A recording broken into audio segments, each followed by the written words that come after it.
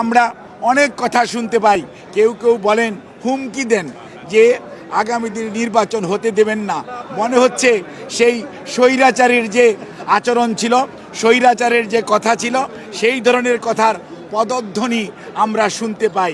সেজন্যই আজকে আমরা আশঙ্কিত হই অনেক সময় যে নির্বাচন নিয়ে ষড়যন্ত্র হচ্ছে।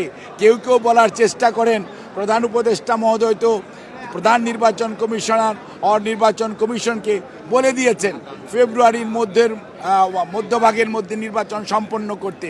আর যখন আমরা শুনতে পাই সরকারের একটি অংশ এখনও যারা সরকারের সাথে সম্পৃক্ত আছেন, সেই অংশের পক্ষ থেকে কেউ কেউ যখন বলেন নির্বাচন এটা না করলে হতে দিব না, ওটা না করলে হতে দিব না, আবার গণতন্ত্রের কথা বলবেন।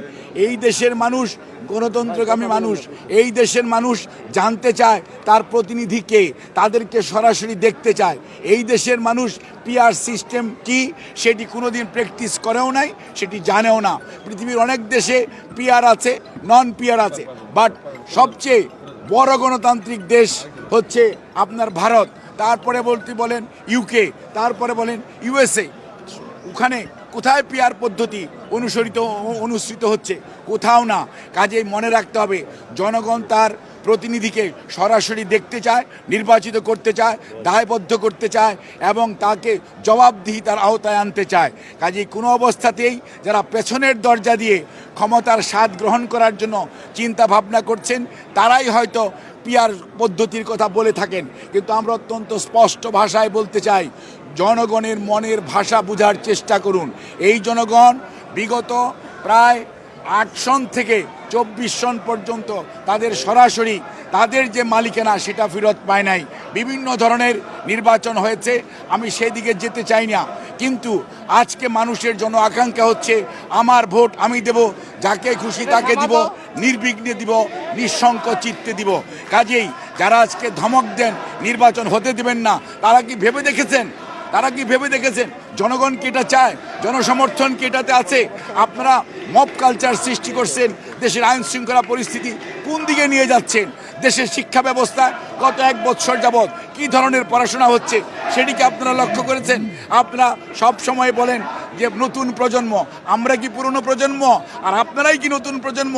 কখনোই না।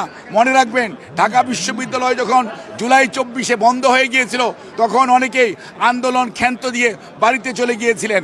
এই বাংলাদেশের বেসরকারি বিশ্ববিদ্যালয় এবং পাবলিক বিশ্ববিদ্যালয় ঢাকার বাইরে যারা ছিল, ছাত্র জনতা, রাজনৈতিক নেতৃবৃন্দ সবাই ঐক্যবদ্ধভাবে সেই আন্দোলনকে টেনে নিয়ে গেছে। সেই আন্দোলন 5ই আগস্ট তার কাঙ্ক্ষিত ফল অর্জন করতে পেরেছে এবং স্বৈরাচার পালিয়ে গেছে।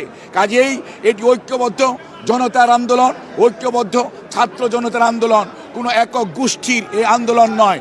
কাজেই কেউ কোনো অবস্থাতেই ধমক দিয়ে বাংলাদেশের মানুষকে দাবিয়ে রাখবেন।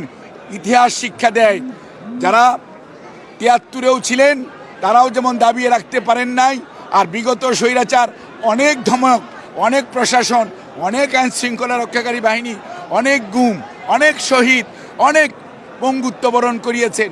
তারপরও বাংলাদেশের মানুষকে দাবিয়ে রাখা যায় নাই, ওনাদের শেষ রক্ষা হয় নাই।